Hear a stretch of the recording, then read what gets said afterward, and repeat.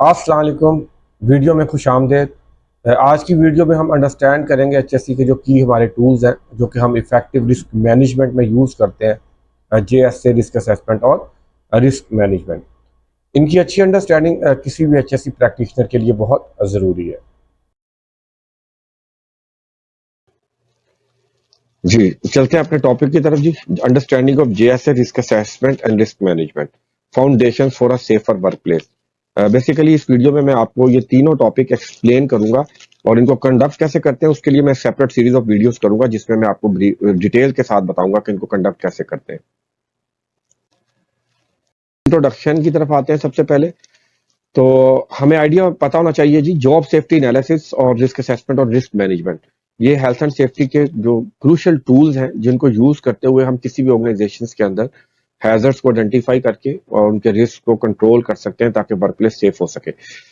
آپ کی جتنی اچھی انڈرسٹینڈنگ ہوگی، ان کی کنسیپٹ جتنے کلیئر ہوں گے، اتنے ہی افیکٹولی آپ فیلڈ پر ان پروسیسز کو امپلیمنٹ کرتے ہوئے اپنی پرفارمنس کو امپروو کر سکتے ہیں۔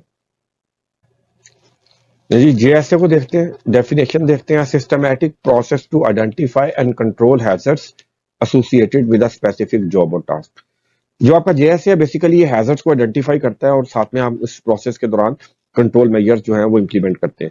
لیکن اس پروسیس میں ہم صرف ایک جاب، سنگل جاب کو فوکس کرتے ہیں، اس جاب کو نوٹ ڈاؤن کرتے ہیں، اس کے سٹیپس میں ڈیوائڈ کر لیتے ہیں اور ہر سٹیپ کے اگینسٹ جو ہیزرڈز ہیں ان کو نوٹ ڈاؤن کرتے ہیں اور ان کے کنٹرول میجر لگاتے ہیں۔ اس کے آبجیکٹو کیا ہے جی؟ ہیزرڈس کو آئیڈینٹیفائی کرنا جو کسی جاب کے ساتھ ایسوسیٹڈ ہے، اس جاب کو کرنے کا جو پروسیجر یا میتھڈ اسٹیٹمنٹ ہے اس کا انالیسس کرنا، دیکھنا کہ کس جگہ پر کس وجہ سے کون سا ہیزرڈ ٹریگر کر سکتا ہے اور نقصان کر سکتا ہے، اور اکارڈنگلی پھر ان کے کنٹرول میجر جو ہیں وہ امپلیمنٹ کرنا تاکہ اس جاب کو سیفلی ایگزیکیوٹ کیا جا سکے۔ اس پروسیس کو آپ جے ایس اے کہتے ہیں۔ اس کا اسکوپ بہت لمیٹڈ ہے اور یہ صرف سنگل جاب اسپیسیفک ہے۔ اس میں آپ سنگل جاب کو فوکس کرتے ہیں اور اسے کنٹرول کرتے ہیں۔ جی بالکل سمپل اگزامپل کے ساتھ اس کو ہم ایکسپلین کرتے ہیں۔ پینٹ ایکٹیویٹی ہے آپ کے پاس ایک، آپ اس کو اس کے سٹیپس میں بریک ڈاؤن کر لیں۔ تو سب پہلا سٹیپ آ گیا جی preparation of the surface, second step آ گیا اپلیکیشن آف دا پینٹ، اور تھرڈ سٹیپ آ گیا جی کلیننگ اپ۔ اب یہ آپ نے سٹیپس جو نوٹ ڈاؤن کر لیے تو ایچ سٹیپ کے اگینسٹ جو ہیزرڈز ہو سکتے ہیں پوٹینشیل، آپ ان کو آئیڈینٹیفائی کر لیں۔ لیٹس سے سلیپنگ ہے، انہیلنگ دا فیومز ہے، فردر ہیزرڈز بھی آپ اس پہ نوٹ کر سکتے ہیں۔ اب آپ نے ہیزرڈز کو آئیڈینٹیفائی کر لیا، اب آپ کا جو میتھڈ اسٹیٹمنٹ ہے آپ اس میں دیکھیں گے کہ کس سٹیپ کے اندر روٹ کاز ہو سکتی ہے جو کہ آپ کے ہیزرڈز کو ٹریگر کر سکتی ہے اور نقصان کر سکتی ہے۔ لیٹ سے آپ فائنڈ آؤٹ کرتے ہیں انالیسس کے بعد کہ انایڈیکویٹ وینٹیلیشن ہے جو کہ پرابلم کر سکتی ہے، پرسنل پروٹیکٹیو اکوپمنٹس ہیں جو کہ نہ ان کی پروویژن نہ ہونا تو وہ نقصان کر سکتا ہے۔ فردر آپ اور بھی جو کازز ہیں وہ نوٹ ڈاؤن کر سکتے ہیں۔ تو جب آپ نے کازز نوٹ ڈاؤن کر لی تو اس کے بعد آپ کیا کرتے ہیں؟ آپ کنٹرول میجرز ریکمینڈ کرتے ہیں تاکہ جو آپ کی ایگزیکیوشن آف دا ایکٹیویٹی ہے وہ سیف ہو سکے۔ تو اس میں کیا کیا آ سکتا ہے جی؟ فار ایگزامپل لیٹ سے آپ کہتے ہیں جی ریسپائریٹر پرووائڈ کر دیں، وینٹیلیشن امپروو کر لیں، اور جو آپ کا سلپ ہیزرڈ ہے اسے کنٹرول کرنے کے لیے آپ اینٹی سلپ کوٹنگ کر دیں، کوئی کپڑا ڈال دیں جو کہ پینٹ وغیرہ یا جو سلپری لیکوڈز ہیں ان کو ایبزارب کر لیں۔ تو اس طریقے سے آپ سمپل کسی بھی ایک جاب کا جے ایس اے جو ہے وہ کنڈکٹ کرتے ہیں۔ نہیں جی اب آ جاتا ہے جے ایس اے کے بعد آپ کا رسک اسیسمنٹ کا پروسیس۔ اب رسک اسیسمنٹ کا پروسیس بھی ہیزرڈ آئیڈینٹیفیکیشن کر کے اس کا کنٹرول میجر ہی ہے، لیکن اس کا جو اسکوپ ہے وہ براڈر ہے۔ اب جے ایس اے میں آپ نے ایک جاب کو فوکس کیا تھا، یہاں پر آپ ایک پوری ایکٹیویٹی کو فوکس کرتے ہیں جس میں ایک سے زیادہ جابز ہو سکتی ہیں۔ تو systematic process to identify hazards, evaluate the risk associated with the hazard and suggest the suitable control major. اب اس پروسیس کے اندر بھی آپ نے ہیزرڈز کو آئیڈینٹیفائی کرنا ہے، رسک کی ویلیویشن کرنی ہے، اس کے بعد آپ نے سوٹیبل کنٹرول میجر دینے ہیں اور ان چیزوں کو ایک نوٹ ڈاؤن کر لینا ہے۔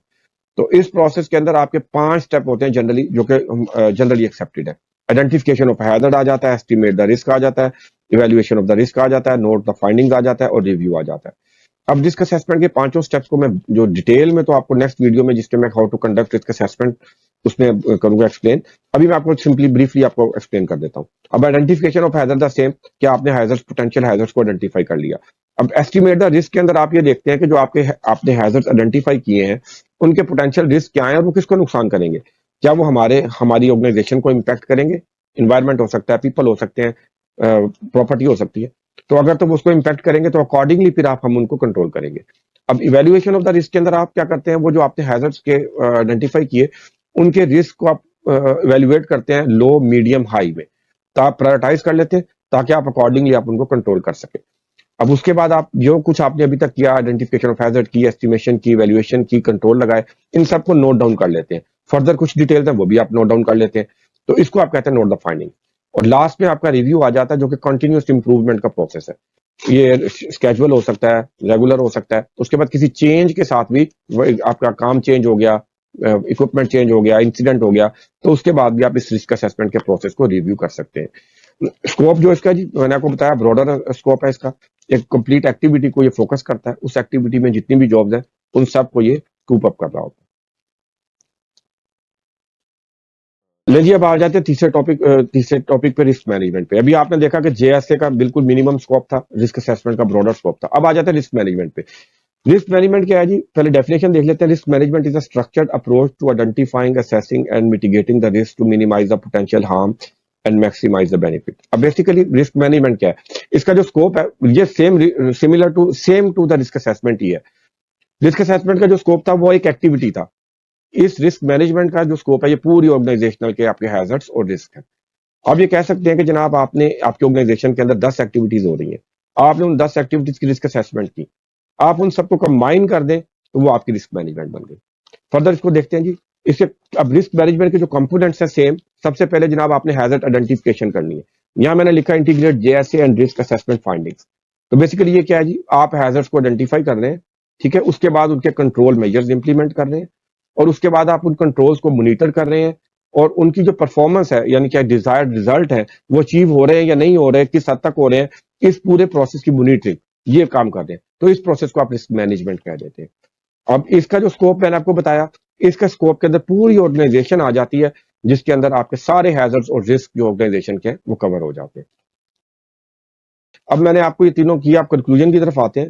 تو بیسیکلی ہم نے یہ انڈرسٹینڈ کیا کہ J S a risk assessment اور رسک مینجمنٹ جو ہے یہ اسینشیل یا کریٹیکل ٹولز ہیں ہیلتھ اینڈ سیفٹی کے اندر، جو کہ safe and healthy work place کو انشور کرنے میں مدد کرتے ہیں. کال ٹو ایکشن کیا ہے جی؟ آپ اپنے ہیلتھ اینڈ سیفٹی کے مینجمنٹ سسٹم میں ان پروسیسز کو انٹیگریٹ کریں. اٹ ڈیپینڈز آپ کی آرگنائزیشنل لیول کیا ہے، کس لیول کی آرگنائزیشن ہے، اس حساب سے ہی آپ کو پھر ان پروسیسز کی ضرورت ہو سکتی ہے. لیٹس سے آپ کی چھوٹی سی آرگنائزیشن ہے تو میں بھی آپ کا جے ایس اے سے ہی کام چل جائے. بڑی آرگنائزیشن ہے تو رسک اسیسمنٹ سے ہی چل جائے. اور کمپلیکس آرگنائزیشن ہے تو ہو سکتا ہے آپ کو پھر رسک مینجمنٹ کے لیول کا پورا کمپریہنسو سسٹم اس میں انٹیگریٹ کرنا پڑے. اور یہ ہماری آج کی ویڈیو تھی. امید کرتا ہوں آپ کے لیے ہیلپ فل ہوگی. آپ کے دیکھنے کا بہت بہت شکریہ. اللہ حافظ.